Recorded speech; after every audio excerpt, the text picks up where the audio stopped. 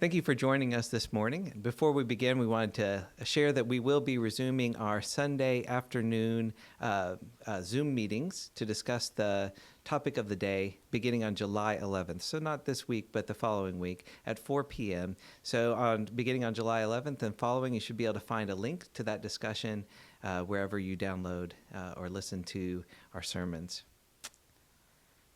Growing up in the 1980s, July 4th was the all-American holiday and family affair. We had a barbecue, drank strawberry soda because it was red. We played baseball at the schoolyard. We cranked out homemade ice cream. We danced in the water sprinkler, and we took turns standing and usually shoving in front of the box fan to cool off. At the end of the long day, when the daylight finally faded into darkness, we shot off fireworks, often at each other.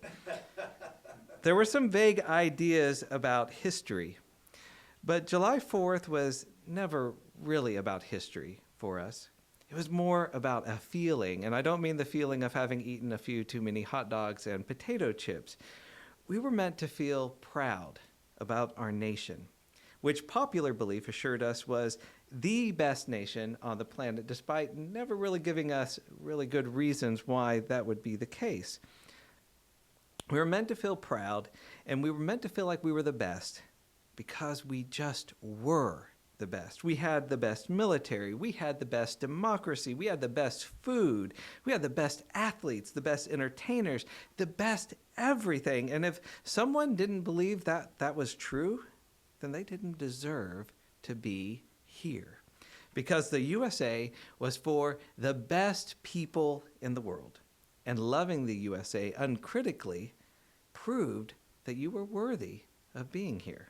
You were part of the elite and wonderful nation of being the best and sharing the bestness. This kind of upbringing felt ubiquitous here in the Ozarks, and I suspect it's one of the most important reasons for why there continues to be such outrage over the 1619 Project. Because 1619 was the year the first enslaved Africans were brought to the Virginia colony, and the project makes a point of reframing U.S. history from a perspective that does not ignore or downplay the role and reality of slavery or the impacts and contributions of Black Americans. It's meant as a corrective to our mainly white civic myth that nothing bad has ever really happened here in the United States. Or if something bad has happened, it's been entirely dealt with in a completely satisfactory and happy way. The project refuses to allow us to separate 1776 from the messy reality of history. So while there's plenty of room for serious conversation among historians about both the framing and the content of the 1619 Project, the current controversies that you see swirling around, those are not about history or sociology or critical social theory or the like. It's about American, mainly white, denial and our mainly white-centered discomfort with our history and our discomfort with how that history is still alive in the present day. As the 1619 Project's lead reporter, Nicole Hannah-Jones, whom we can congratulate for receiving tenure at University of North Carolina this week in the face of some ridiculous opposition. The way she expressed it is, if we truly understand that Black people are fully American, and so the struggle of Black people to make our union actually reflect its values is not a negative thing against the country, because we, speaking as a Black American, are citizens who are working to make this country better for all Americans. That is something that white Americans, if they really believe, as they say, that race doesn't matter, we're all Americans, should be proud of and embrace that story. She goes on to say, we cannot deny our past. And if you believe that 1776 matters, if you believe that our Constitution still matters, then you also have to understand that the legacy of slavery still matters. And you can't pick and choose what parts of history we think are important and which ones aren't. They are all important. And that narrative that is inclusive and honest, even if it's painful, is the only way that we can understand our times now and the only way we can move forward.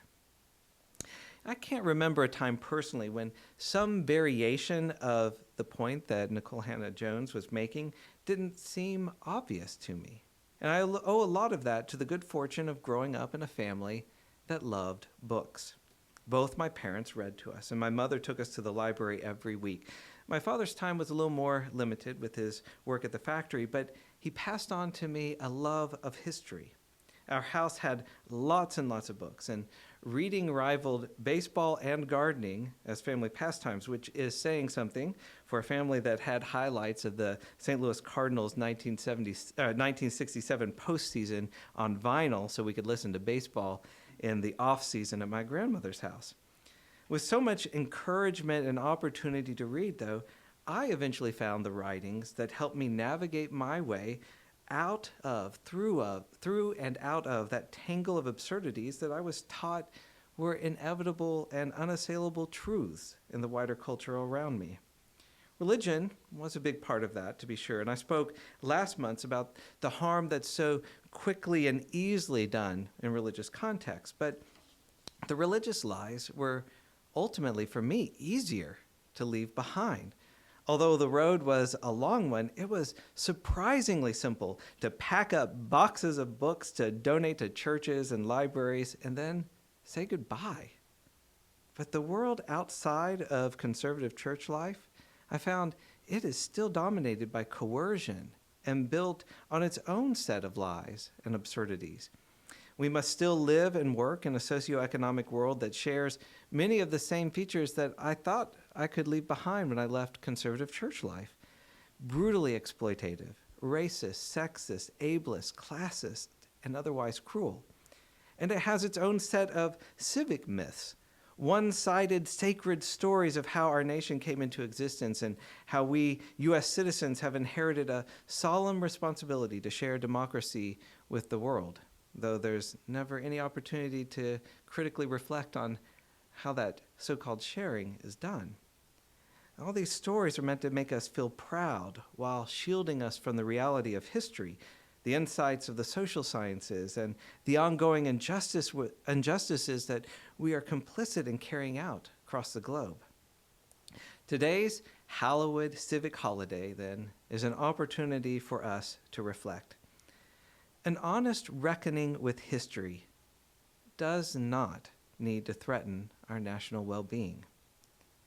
It might threaten the oppressive systems that have leveraged these lies to accumulate power and wealth.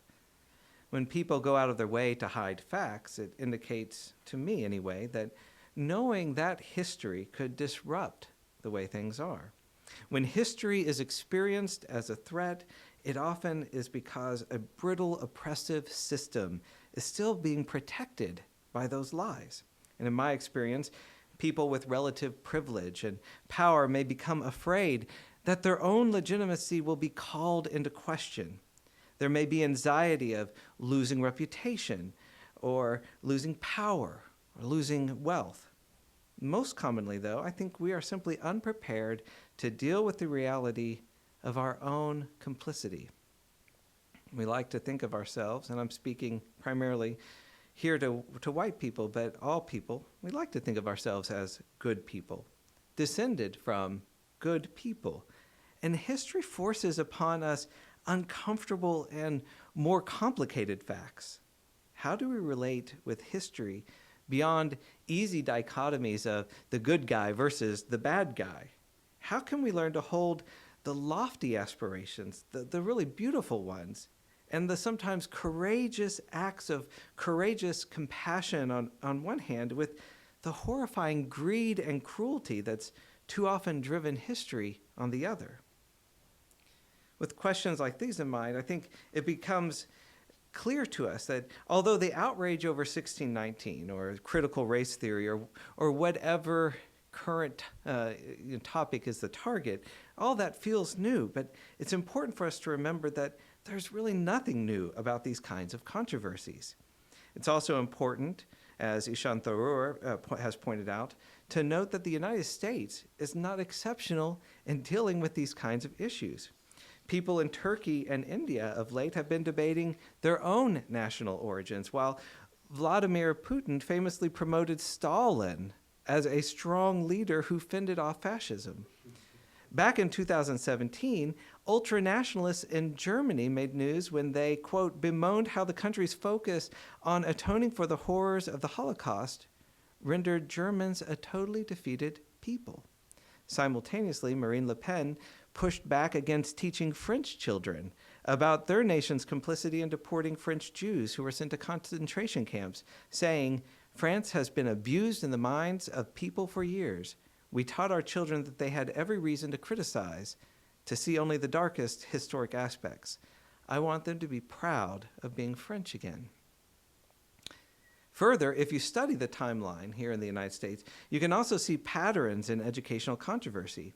Adam Lotz pointed out in his 2015 book, The Other School Reformers, Conservative Activism in American Education, that in contrast to the oft-assumed idea that the U.S. education system has been solely shaped by progressive ideals and values, conservative activists have powerfully influenced the U.S. educational landscape. And if you want the details of each of these controversies, I'll share links to Lott's book and supplementary articles in the manuscript. But for a purpose here, don't focus so much on the details as on the patterns, the shape that they leave behind. Notice how a controversy emerges in each generation and relies on similar tactics, similar accusations and arguments. First, the Scopes trial in 1925, the most familiar case probably to all of us, and the one that focused on how or if the fact of evolution should be taught in public schools. 1925. 1939, we moved to the Rugg textbook controversy, when conservative groups pushed to stop using popular social studies texts deemed un-American for, quote, raising questions about the basic structures of American life and the capitalist economic system. 1925, 1939, now the forced resignation in 1950 of Willard Goslin, a popular educator and superintendent of Pasadena Public Schools, who was denounced as a leftist member of a cult of progressive educators. I mean, I kind of wouldn't mind being put into that group, but who used education, quote, to sell our children on the collapse of our way of life. All right? 1925, 1939, 1950, 1974, Kanawha County, West Virginia, a textbook controversy in which anti-textbook protesters took exception to including books by Allen Ginsberg, Eldridge Cleaver, Sigmund Freud, George Orwell, and Malcolm X, going as far as boycotting school, keeping their children home from school. Some people even threw dynamite into empty school buildings during the night to force their closure. And they had snipers who were firing on state police cruisers that were accompanying school buses. In each of these examples, Lotz points out that anti-progressive activists were, in his words, fiercely committed to a view of the curriculum that inculcated love of country, reinforced traditional gender roles and family structures, allowed no alternatives to capitalism, and granted religion a central role in civic life. These activists offered a different vision about what history class is supposed to be for. And the tension between these different visions of civic education continues, and it keeps the controversies on a loop. You find people using eerily similar language to attack educators, historians, social scientists, activists, and others advocating for just, equitable, and compassionate communities. For example, the conservative school board member who led the charge in Kanawha County in the attack and eventually proposed guidelines for textbook selection that included these. And I think you will recognize these. They could be used today. Textbooks for use in the classrooms of Kanawha County shall recognize the sanctity of the home. Textbooks must encourage loyalty to the United States. And textbooks must not defame our nation's founders or misrepresent the ideals and causes for which they struggled and sacrificed. We could pull those out and insert them into today's controversies, and they would be hearing, the same things. Similar, Harold Rugg's emphasis on critical thinking and social justice in the first half of the 20th century led to accusations that his widely praised textbooks would, in the words of one accuser, cause students to doubt the patriotism of the Founding Fathers and the Constitution, and to condemn the American system of private enterprise and promote collectivism. Other critics accused the textbooks of picturing the U.S. as a land of unequal opportunity and giving a class-conscious account of the framing of the U.S. Constitution. All of these, these are good things, right? These just obviously, we want our children to learn to think. One critic, Colonel Augustin C. Rudd, said that Harold Rugg used, in his words, gentle language and a pedagogic smile, right? I mean, that's what you want from your teachers, right?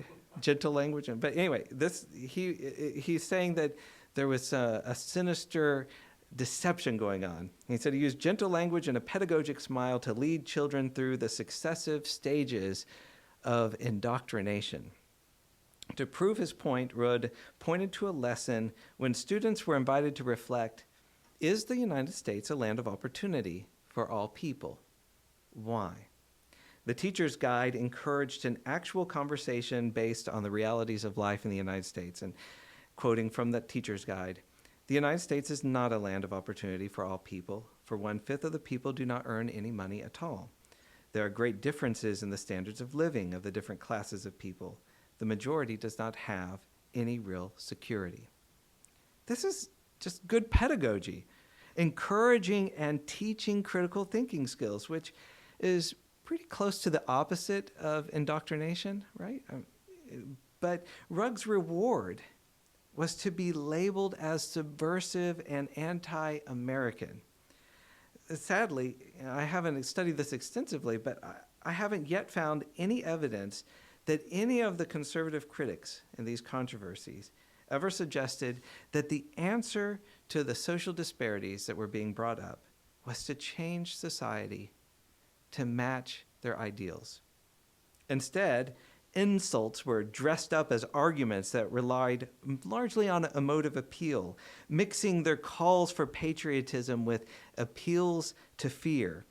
To ask and answer questions honestly was labeled as unpatriotic, dangerous, and something that had to be resisted at all costs. So we today inherit these same questions. What is the point of history, of studying history?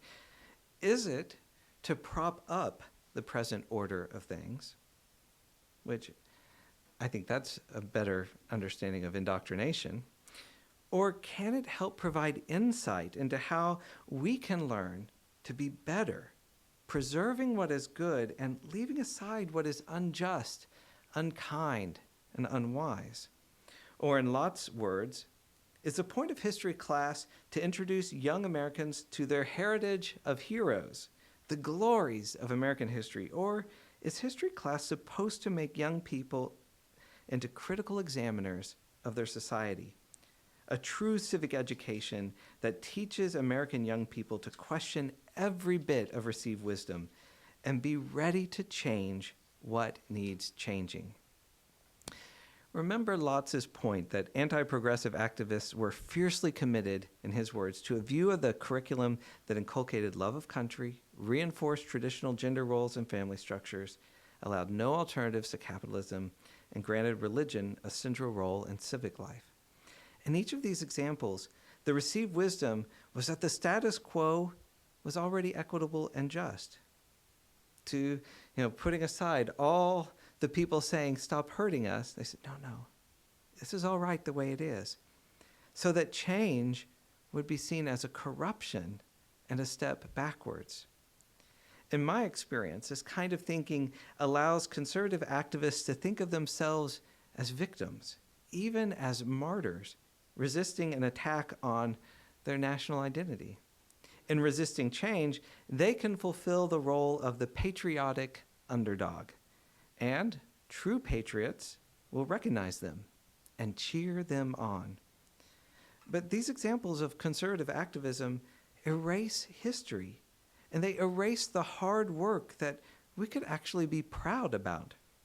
Recall the words of Nicole Hannah-Jones. if we truly understand that Black people are fully American. And so the struggle of Black people to make our union actually reflect its values is not a negative thing against the country, because we are citizens who are working to make this country better for all Americans. We could repeat this same point for other marginalized groups and oppressed groups whose histories we should be treasuring and teaching rather than ignoring and suppressing.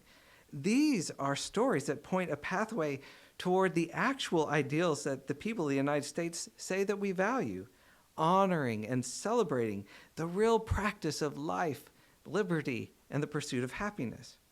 If the true meaning of July 4th is, as I've been told, a celebration of obtaining freedom in the face of oppression, then what better starting point is there than 1619? To be clear, I'm not advocating here for history classes to become a mirror image of the right that simply leans left, that indoctrination bit that we mentioned. Even my heroes remain flawed human beings. How could they be anything else? And studying history helps me remember and understand that we are constantly making decisions based on limited information. The human experience comes with so many variables and surprises, and history reminds me to proceed with patience and humility. As Stanford School of Education professor Sam Weinberg has pointed out, history as truth issued from the left or the right abhors shades of gray. Such a history atrophies our tolerance for complexity. It makes us allergic to exceptions to the rule. Worst of all, it depletes the moral courage we need to revise our beliefs in the face of new evidence. It ensures ultimately that tomorrow we will think exactly as we thought yesterday, and the day before, and the day before that. The social sciences, including history, offer tools to help us avoid this kind of trap, encouraging us to think and live reflectively. We want to learn. We want to change. We want to grow. And this means we should expect these controversies to keep coming generation after generation until there's a shift in our national educational culture toward embracing this kind of critical thinking. As part of this process, I think one of the most important things we can do is create more opportunities and support for teachers and administrators from marginalized communities who have often been most responsible for keeping true civic education alive all these years. For example, Jarvis R. Givens, assistant professor at the Harvard Graduate School of Education and author of Fugitive Pedagogy, Carter G. Woodson and the Art of Black Teaching, recently reflected in The Atlantic, and it's a wonderful piece. I really encourage you to read it. He reflected on the impact and importance of attending schools with Black teachers and administrators, and the corresponding shock and loss he felt for students he met at university who had never had that opportunity. In this context, the whole debate about racism and education that's going on right now, such as the 1619 Project and critical race theory, they miss the point. Givens wrote, "Lost in the discourse on both sides, however, is the acknowledgement that Black teachers, as early as the 19th century, have been deeply engaged in the work of challenging racial domination in American schools. The traditions of African American teachers provide the country with a model, a vital intellectual resource for more nuanced conversations about the place and possibility of anti-racism in the classroom." Givens also reflected on his research on what he called the subversive teaching practices of African Americans during slavery through Jim Crow and how it connected with the traditions of Black education. He wrote, "Black educators have always known that their students are living in an anti-Black world, and therefore decided that their teaching must be set against the very order of that world. Their political clarity manifested in lessons that were explicitly about race, history, and Black culture, but their views also shaped the social systems of classrooms, even at times when tenets of anti-racism were not explicitly named. They took a holistic approach to teaching, honoring Black life with all its beauty and contradictions, and nurturing the ambition of their students, even when the lesson had nothing to do with responding to whiteness or anti-Black violence. In my classrooms growing up, he concluded, we had to study and enact anti-racism, certainly, but we also had to know that our worth and our offering to the world and to ourselves was much more than that. I think a local demonstration of just this kind of thing can be found in the annual Black History Summer Academy held each summer here in Springfield, with words from Christine Peoples that reflect this holistic approach. She said, without our history, we can't know our future. All of the things that were taught at this table that sustained people for their future. The students learned that it was time to pass the torch. They realized that someone really does care about their hopes and their dreams, and they're loved. They can make a difference, and unity is possible. These words, these reflections, these points of view, this has more to do with honoring and celebrating freedom than fireworks and strawberry soda. There's no reason to be threatened with history if you are willing to learn from it.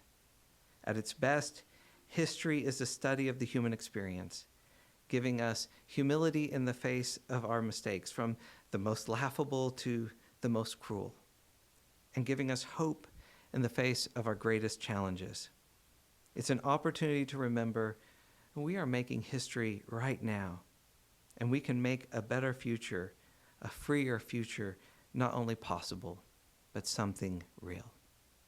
Thank you. Thank you for watching our videos. We are entirely dependent on the donations of our listeners and members. We hope that you find this content to be important enough to help us to keep offering these videos to the public at no charge by becoming a regular contributor. Please click on the donate button on our website at www.spfccc.org. Thank you for your support of progressive religious programming.